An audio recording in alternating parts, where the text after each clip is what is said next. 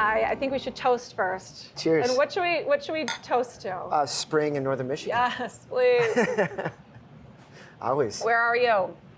Okay, so you founded the iconic youth cycling nonprofit Norte almost a decade ago.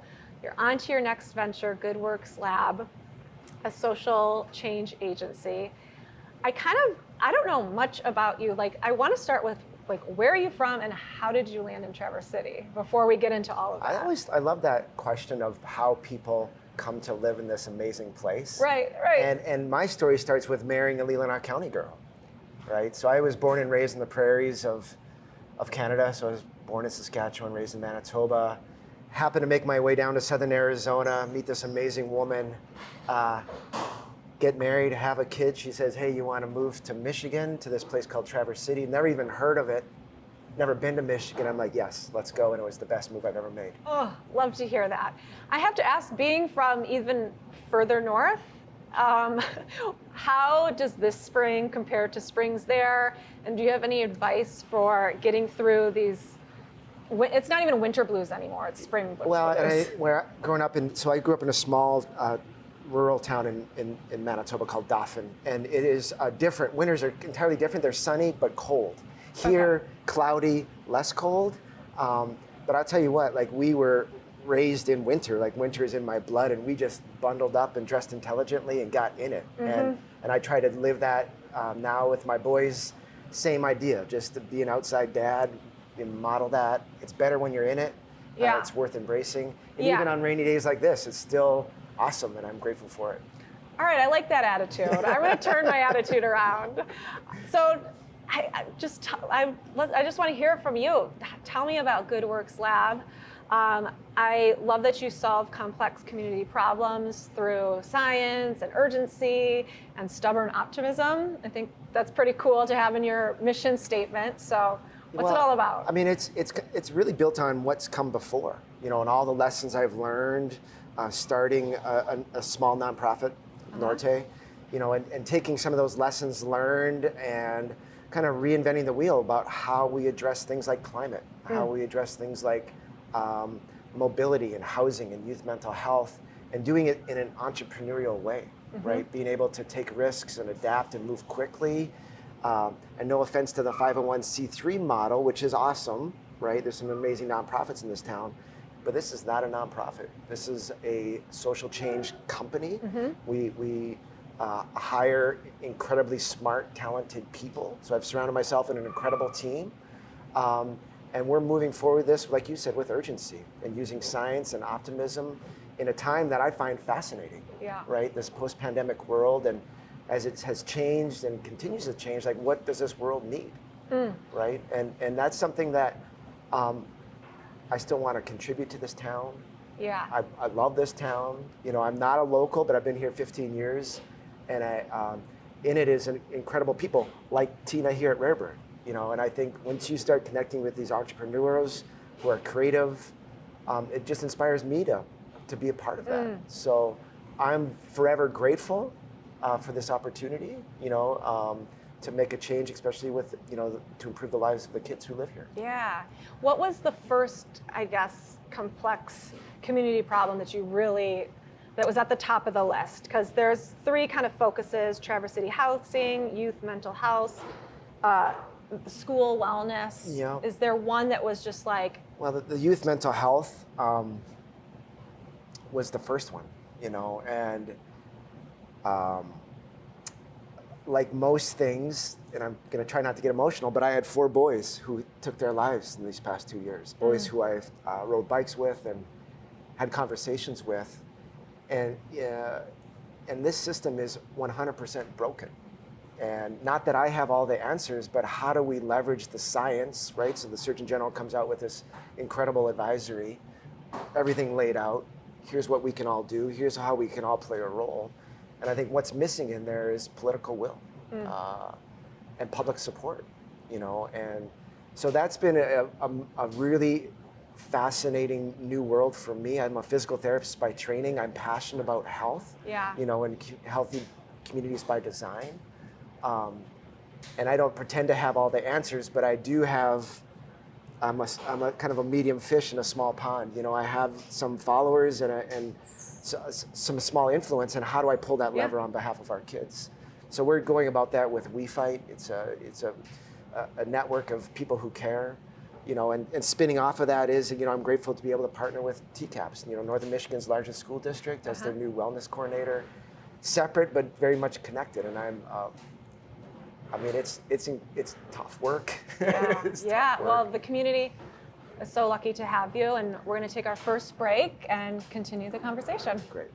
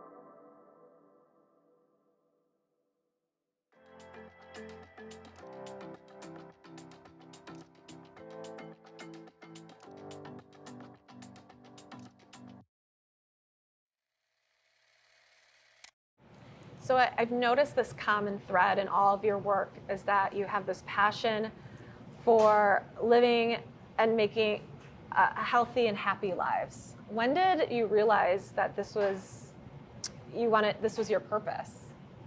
It started as a physical therapist, and part of that mission was to optimize the human experience through movement and spending time in the clinic and treating kind of these habits. And it's no offense to anybody, but it's the society that it's to be inactive by design, to be isolated by design.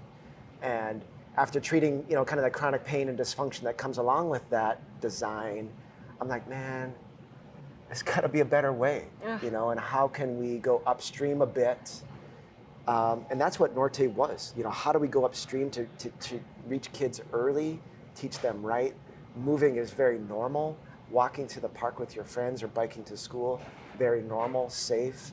You know, and persuading moms, particularly moms, that this is in your kids' best interest. This is like giving them a healthy breakfast before to school. You know, they're helping them move before class is, I think, critical. Yeah. Now, I would love to hear about kind of that light bulb moment when you founded Norte almost 10 years ago that made you realize, like, I'm going to do this. Let's do it. So I remember it because I was sitting on the bench outside of Eastern Elementary.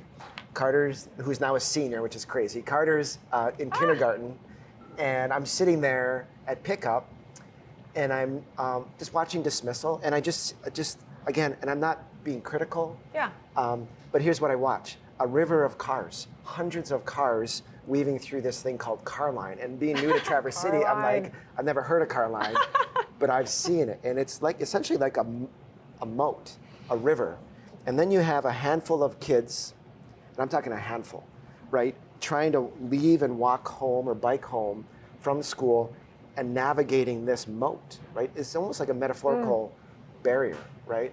And I'm like, is this it? I mean, this is a neighborhood school surrounded by neighborhoods. And I just I didn't even ask permission.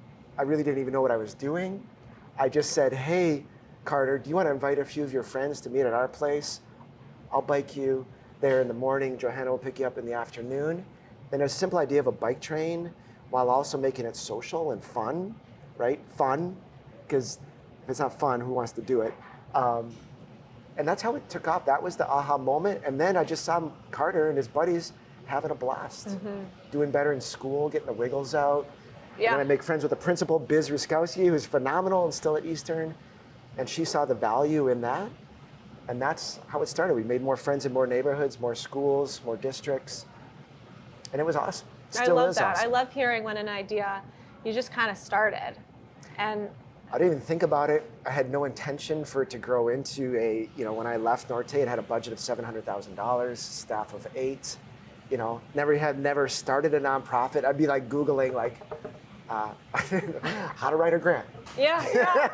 I love these stories. What's this or that, so I'm very proud of that work. I think it continues to be important work. Yeah. So it really did rock the community when the news came out that you weren't part of Norte anymore. I was curious, I thought it was really interesting in your statement that you kind of looked inward and you said, I could have done a better job managing the demand and growth, but you didn't have to do that. I'm curious, was that easy to do? No. That was like one of the hardest things I've ever done. Yeah. When,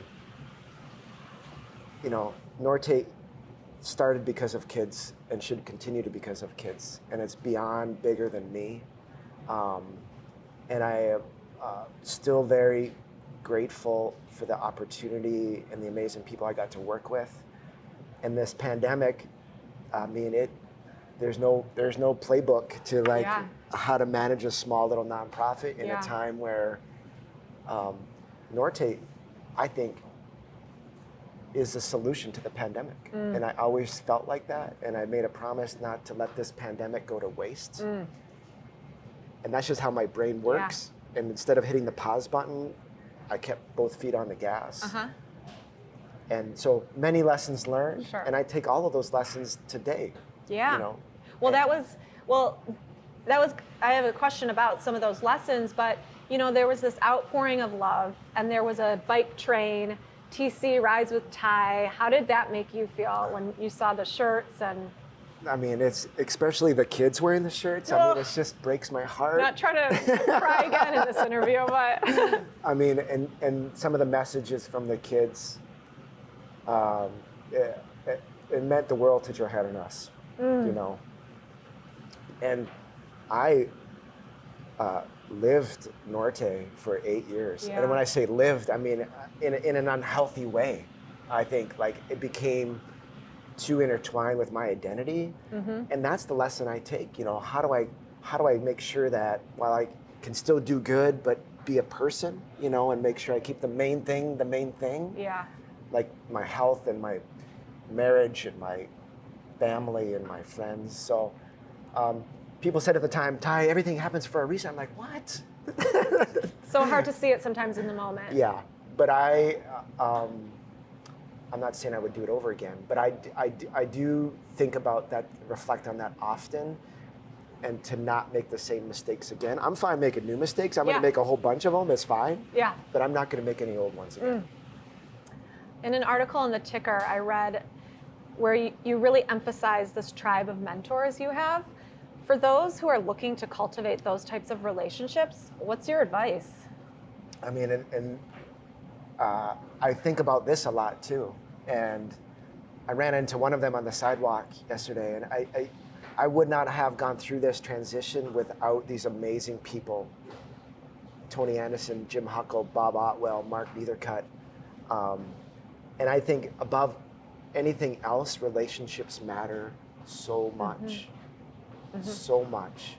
And you never know when with some sort of interaction with wherever it is, on the street, at an event, to think about that, right? To get to know their name, to connect with them, to have authentic conversations. Yep. I am so grateful because when they kind of surrounded me, it was the best. And it is Yeah. what an amazing feeling. And I want to do that now for others. Yeah. You know, not that I'm wise, but you know, as more and more new people move to this town, young people, passionate people, like I'm going to retire from whatever I do, the community activism or organizing, and I just want to help others take the torch, right? And I want to be a mentor, and I want to help have those hard conversations. So Yeah. everything. It's excellent advice. What do you think is so special about the Traverse City community? Wow. I mean, you could say it's the beer, you could say it's the water, you can say it's our parks, but it is the people. Yeah. It really is. This town is fascinating with the amount of creative, committed, inspiring people. Really. And to be a part of it is, I just think it's the best feeling, right? For a town, 15,000 people, like we punch above our weight in so many ways. Yeah. And I'm just so proud to call Traverse City home. I'm still trying not to be called a native, but it is my adopted hometown, and I care deeply about it. And I care deeply about the people in it. Yeah. Well, this kind of answers my next question, but what makes Northern Michigan unique, maybe beyond the people, and just some of those things when you decided to make a life here that were important factors when raising a family? I mean, I love that we are a small town, but we dream big and we have a big heart, and we have institutions like TCAPS, Yep. right? I believe deeply in our public school system and how important that is to our town. I love our library system. You know, when we bought our house on Washington Street, we bought it because we were a half mile from our library system. Cool. And the various businesses that continue to not just, again, like Tina at Rare Bird, not just earn a living, but give back. Yeah. You know, so they always say yes, which I just find mind-boggling in a town that is not about just making money. Yeah, It's about improving lives. You know, and Tina's an example of that. totally. I want to go back to 2017. I watched your TED Talk. Oh boy. Great job, by the way. Talk to me about this, you know, your new life model when you decided to downsize and kind of focus on the things that make you happy and kind of remove things. Was that easy? And It's not easy, right? that- Like, yeah. how do you spend? have you maintained that over the Well, last I couple mean, of years? I'm gonna be honest. Like during the pandemic, I knew it, and I'm like off the rails. I'm like, Johanna, we are not living this balanced life, A balanced life. right? I was working nonstop, and I knew it, and I can feel it. And how do I get, like, and that was my mantra during this transition. Like the sabbatical was like amazing, right? And back to basics was my mantra. Back right? to basic. Right? Back to basic, back to things that matter.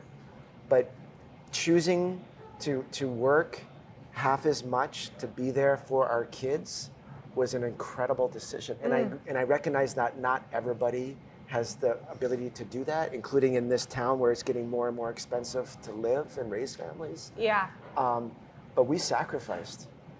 I mean, we sacrificed a lot, Yeah. you know, to be able to do that. And I wouldn't change a thing, you know. For those who want to attempt, you know, to live that more balanced life, what is like the first step? I mean, you gave up your car. I know, you know, if that's not possible for everyone, like kind of what's to start thinking that way? What are some like first steps? I think it starts with your values, like what is important. And then I think once you're crystal clear on your values, I think your budget can follow, right? I think how you spend your time and who you spend your time can follow. And to me, because I lost my dad young, and I was like, I'm not going to, I just want to be there to raise my kids. Yeah, and every day counts. Make it count. Yeah. Yeah. Well, I think you're such a great role model in the community, and I'm so excited to see what you do at Good Works Lab. Okay, so before we get into rapid fire, if someone's looking to get more involved in the community and make an impact and make a difference, like where do you recommend starting and I'd recommend going to the United Way of Northwest Michigan, who Seth Johnson's doing a phenomenal job of connecting volunteers to amazing work. And so if you go there, that's where I recommend anybody. And as new and more new people come here, like this is what Traverse City does. You know, we invest, we contribute, we give back. Starting with United Way is the best place. What have been some of the challenges in this space? I mean, I guess you've pivoted from like a nonprofit, you said, to now, you know, what you're doing now is not a nonprofit. I guess, what are some challenges in this space and hurdles you've had to kind of overcome, even just as you're a couple months into Good Works Lab, so. Well, I think that the difference is that we are unapologetically a for-profit company looking to be a social enterprise, to do good, to solve problems, to contribute, to fill gaps, much like a 501c3 does. But this is different for this town, right? And I'm forever grateful for Rotary Charities and all that they do for this town and be able to seed all this innovative projects. But Good Works Lab, I think, is the kind of the next iteration of doing good, right? And leveraging markets to do good. And that's fully what I tend to do. So I go like get work, which I've never done before. Yeah. I'm the go get work guy. Yeah. I feel like you're good at that. I like it, and it's fun to experiment and test, and it may not. I'll be honest, it may not work, right? And I'm fine with that. But that's why we call it a lab. Like we're always testing, you know. Yeah. And this is definitely an experiment. I kind of want to circle back to, you said, you know, you're building this new team. What has it been like hiring people for the team? Is it local? Are you what's it been like as far as talent? It's amazing. I will tell you, this town is full of incredibly talented people who care about this town and region. So these are all professionals that I've met over the years through different capacities. And I'll tell you that one of the most humbling things is when I went through this transition on my sabbatical, and I would send a note or a text like, hey, I'm starting this thing. I don't even know how it's going to work, but this is what I want to do. Yeah. Are you in? They're like, 3 minutes later, I'm in. That's an incredible feeling. Yeah. So I am so honored to work alongside them because we're invested in this region. We have no offense to Muskegon or Grand Rapids, but our work is up here to make this region better. And they're committed, and I love it. I love getting up out of bed every morning. I'm excited to go to work. Yeah. Love to hear it. Okay.